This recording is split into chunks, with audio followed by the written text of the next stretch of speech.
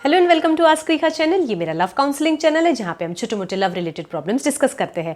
Either जो comment box में messages आते हैं या फिर ईमेल के जरिए। आपको मेरा ईमेल आईडी नीचे डिस्क्रिप्शन बॉक्स में मिल जाएगा। चलिए आज का केस स्टार्ट करते हैं। आज का केस एक जनाब ने उन्होंने मेल किया था। उनका ये कहना था कि उनकी जो अफेयर उनका जो चल रहा है वो कम से कम 15 सालों से एक्स्ट्रा मैरिटल अफेयर चल रहा है एक मैडम के साथ। ये भी खुद शादीशुदा है और उनको मतलब उन्होंने बहुत उनको सपोर्ट दिया है। उनके बच्चों को भी जो कोई भी चीज़ें चाहिए होती थी तो एक बाप के जैसे जो रिक्वायरमेंट नीड्स होती थी सब उनकी पूरी करते थे। जो चीज़ें उनको ख़रीद के देते थे वॉट एवर इट इज़।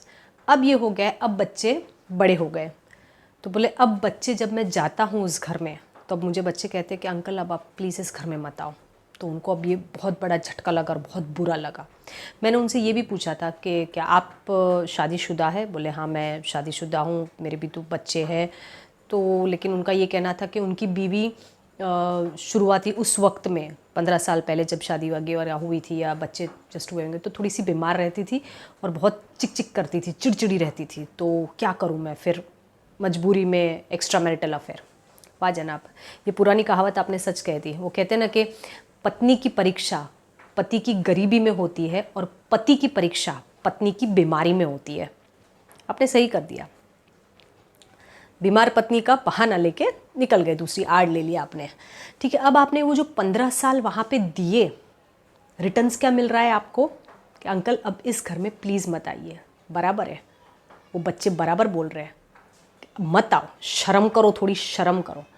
ये जितना कुछ आपने बाप के जैसा बन के उन बच्चों पे दिया वो रियल बाप बन के अपने बच्चों को दिया। कितना किया अपने बच्चों के लिए? आपके भी तो बच्चे अब बड़े हो रहे होंगे ना, उनको भी सब समझ आ रहा होगा, देख रहे होंगे। और ये 15 साल से फिर उसके आपने बोला कि उसके वो लेडी के हस्बैंड को भी पता है, कितनी बार वार्निंग्स मिल चुकी है एक्सेट्रा, और उनको भी पता है। तो थोड़ी तो शर्म कीजिए आप।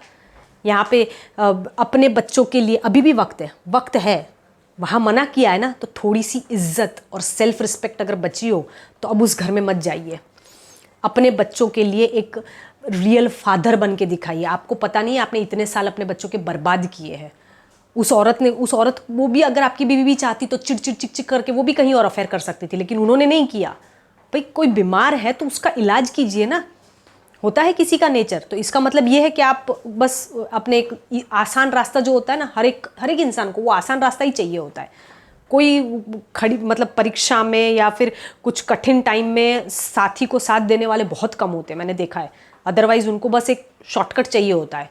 बच्चे नहीं हो रहे, बीवी को क्या करे, डाइवोर्स दे दो, दूसरी बीवी करो, या फिर चलो तो कहीं और अफेयर कर लो। ये सब चीज़ें होती है। मतलब क्या है, आसान रास्ते।